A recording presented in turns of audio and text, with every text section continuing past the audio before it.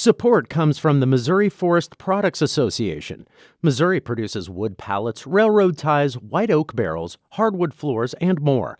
Details on the variety of products made in the state are at choosewood.com. From St. Louis Public Radio. This is St. Louis on the Air.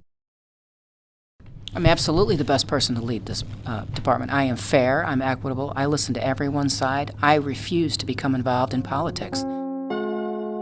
What politics are driving this, do you think?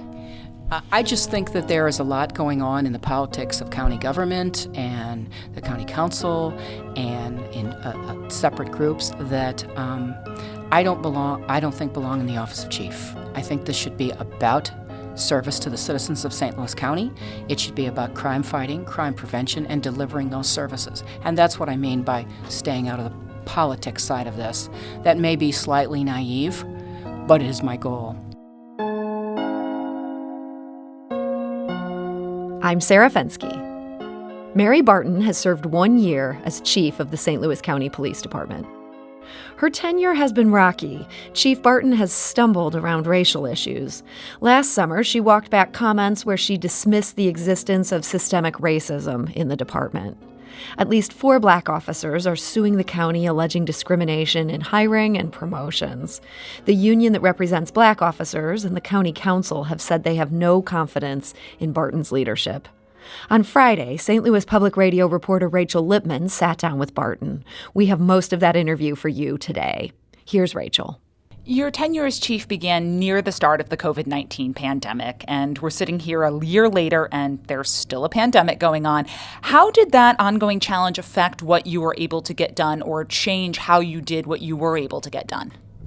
Well, I think it in some ways, was a complete obstacle, but in other ways it made us be creative and think of new ways to engage with people when you couldn't actually either go talk to them or go out and engage in events with them. And again, to the officers and the professional staff here, some of which were working at home. It's kind of hard to get things done when nobody's here. So it required really creative ways to get the job done, but I'm happy to say that even though we engaged in creative ways, our service and delivery of services to the citizens of St. Louis County did not diminish. There was still the same professional level of service delivered to them, even in the midst of a pandemic, because you know what? People don't care. When they want the police and need the police, they need the police. And we have to be able to deliver that service however it looks. So it was challenging, but I think that we accomplished our mission. How did the department fare during the pandemic in terms of the number of people impacted by the virus? And are they all able to come back to work, or are there some still struggling with the after effects? Well, we were quite lucky. I think at final count, had right around 200 officers and civilian professional staff affected. All of them, except one, to my knowledge, is back to work, and that was the officer, they did the news stories on, who had severe problems and was in a hospital for several months. But he is on the mend, I'm happy to say. He walked through the office the other day, so all of our people seem to have recovered or in the final stages of recovery. And to long-term effects, I think that's anybody's best guess about how they'll be affected long term. But so far, we really held out, and everybody's been able to return. And how are you doing at, if you're aware, getting officers vaccinated and protecting them and the community against this virus? Well, before the vaccine came out, we surveyed the officers, and about 60 officers and professional staff, about 60 to 70% of the department indicated they wanted to take the vaccine. So we have been successful in those that chose to get the vaccine. Getting them vaccinated.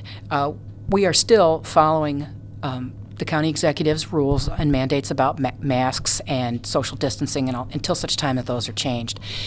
We absolutely want to protect the public. We want to protect our own officers, and it's very important to follow these protocols while they're in place, and especially until the main bulk of the population gets vaccinated, the public as well. You've had some very high-profile controversies around issues of racism and equity in the department. How are you moving forward going to address some of those concerns that are out there and get at some of the racial equity issues in the department? Well, I meet with the stakeholder groups here Diversity and Inclusion, the Ethical Society of Police, and we meet on a regular basis and we talk about the issues going on here and the individual acts that have been come to the forefront over the last year. We address those rapidly and in a swift manner and professionally and following policy and procedures. So those I think that we addressed in a very professional manner. Moving forward, again, we started a program here called Courageous Conversations, which we're going to continue, which is serious, down-in-the-weeds talks between officers of all ranks and civilian staff about race and about issues in this police department. We've also engaged in the ABLE program, as I discussed. This is not only just about officer intervention in the community for other officers, but it's also about officers helping other officers within the department or talking to them or explaining to them issues that they may not understand.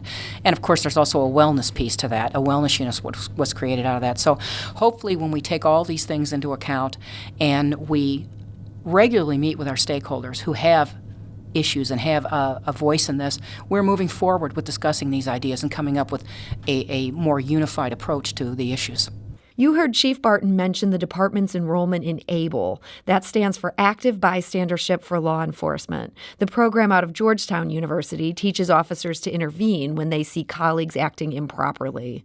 A spokesman for the department said he was not aware of any instances in which an officer has used the training to call out another officer. Now back to reporter Rachel Lippmann. How will you know if you have succeeded in creating a more equitable and better working environment for all officers, especially of color? Well, I think that that's the same way you measure any success. Less and less instances that are brought to our attention that we believe may be racially motivated or acts of intolerance, or sometimes just plain not educated incidents of people not understanding other ethnicities, other religions. And the only way you really ever change that is through education and training. And we are moving forward with training programs also within the police department that address race and address engagement in the community relating to race as well. Ethical Society of Police, St. Louis County Council both have expressed no confidence in your leadership. St. Louis County Police Officers Association may be considering doing the same. How would you say to the community who might be looking at that landscape, I am still the best person to lead this department? I'm absolutely the best person to lead this department. I am fair, I'm equitable, I listen to everyone's side. I refuse to become involved in politics. And a lot of this is politically based and politically motivated. I have to tune out all that noise and just move forward and move this police department forward in the direction that it needs to go. And this department is moving toward being very equitable, addressing matters of race and sexism and any other problems in this police department. But you can't fix years of problems in one night or 1 year. This is an ongoing, ever-changing, ever-moving forward process, and that's what I believe I bring to the table. What do you mean by politically motivated? What politics are driving this, do you think?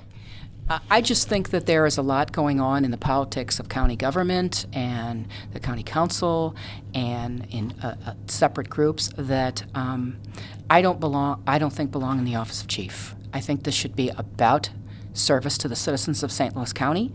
It should be about crime fighting, crime prevention, and delivering those services. And that's what I mean by staying out of the politics side of this. That may be slightly naive, but it is my goal. County Executive Sam Page and Mayor Tashara Jones are, quote, actively looking at combining some of the public safety services between the city and the county. From your perspective here in the chief's office, where would such combinations be the most effective? Oh, we already have several combinations within the city. We have the Metro Air Support Unit. We have the Regional Bomb and Arson Unit. We have we share daily intel. You know, we did have that joint project. We have a lot of ongoing interaction with the city. I think looking forward, projects that would combine resources that are scarce in both departments would probably be the most effective use of these collaborations, I'll call them. But we've already do several of those on a regular basis, and we are also heavily involved with their SWAT team, backup for their SWAT team. So we do some of these regional collaborations already, and I think anything that addresses regionally based crime is worth the effort to look into. The 2-year anniversary obviously isn't going to generate quite as much media attention as a 1-year anniversary does. But if I were to sit down with you in May of 2022, what would you want to list as your accomplishments in your second year? I would absolutely want to list we have really tackled some of the serious issues regarding race in this police department. We have seriously affected violent crime, especially homicide, and especially homicides within the home. That's deeply disturbing to me. And we have moved forward in this police department in engaging our community partners to assist us not only in being partners in crime prevention and crime fighting, but also partners in actively helping us recruit and retain members of this police department, because we truly have groups out there that want to become partners and are already very, very great partners with this police department, and I hope to continue those relationships. That's St. Louis County Police Chief Mary Barton talking with St. Louis Public Radio reporter Rachel Lippmann. Barton marked 1 year on the job last Friday. St. Louis on the Air is a production of St. Louis Public Radio. Understanding starts here.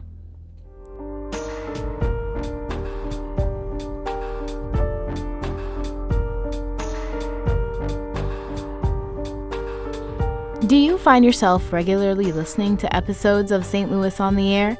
Suggest us to a friend you think might enjoy our conversations, and leave us a review and rating on Apple Podcasts on the App Store. It's the simplest way to help people discover our show. Thank you. St. Louis Public Radio is a member-supported service of the University of Missouri, St. Louis.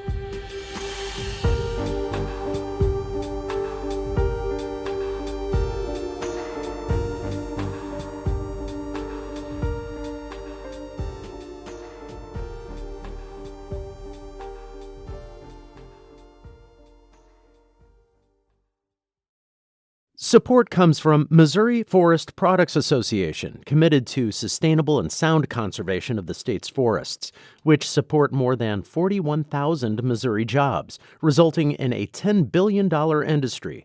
ChooseWood.com.